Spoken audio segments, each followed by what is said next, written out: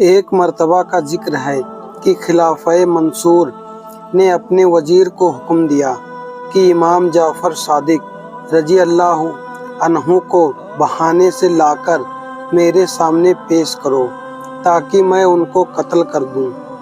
وزیر نے عرض کیا، جس شخص نے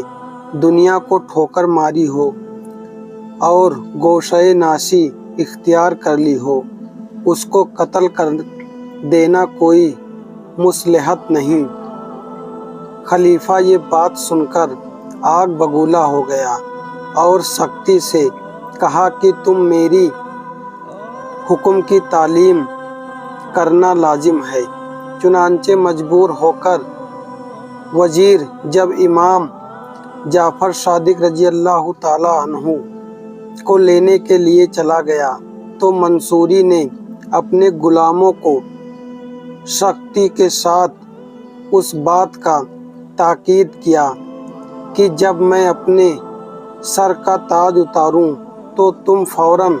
طور پر امام صاحب کو قتل کر دینا۔ اس پر ڈاگرام کے مطابق سب تیار ہو گئے۔ تھوڑی دیر بعد حضرت امام جعفر صادق رضی اللہ عنہ کو لے کر منصوری کے دربار میں داخل ہوا۔ خلیفہ آپ کی عظمت و جلال سے اس قدر ہیبت زدہ ہوا کہ وہ نہ چاہتے ہوئے بھی آپ کے استقبال کے لیے اٹھ کھڑا ہوا اور نہ صرف آپ کو سردار مقام پر بیٹھایا بلکہ خود بھی بیٹھا آپ کے سامنے بیٹھ گیا اور پھر آپ کی حاجت کے بارے میں پوچھنے لگا تو آپ نے فرمایا، میری سب سے ضروری حاجت یہ ہے کہ مجھے آئندہ پھر کبھی دربار میں طلب نہ کیا جائے تاکہ میرے عبادت و ریاضت میں خلل اندازی نہ ہو۔ منصوری نے اس وقت آپ سے وعدہ کیا اور پھر نہایت عزت و احترام کے ساتھ آپ کو رخصت کر دیا۔ اس کے بعد اس پر امام جعفر صادق رضی اللہ عنہ رعب و دبدبے کا ایسا اثر ہوا کہ اس کے دل پر ہیبت چھا گئی اور وہ پورے 3 دن تک بے ہوش رہا۔ بعض روایت میں یہ ہے کہ 3 نمازوں کے قضا ہونے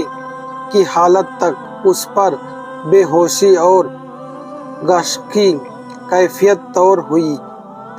خلیفہ منصوری اس حالت کو دیکھ کر تمام درباری حیران رہ گئے۔ جب خلیفہ کو ہوش آیا تو اس سے اس حالت کے بارے میں پوچھا گیا تو اس نے بیان کیا کہ حضرت امام جعفر صادق رضی اللہ جس وقت میرے پاس تشریف لائے تھے تو میں نے دیکھا کہ ان کے ساتھ ایک بہت بڑا اژدہا بھی تھا جو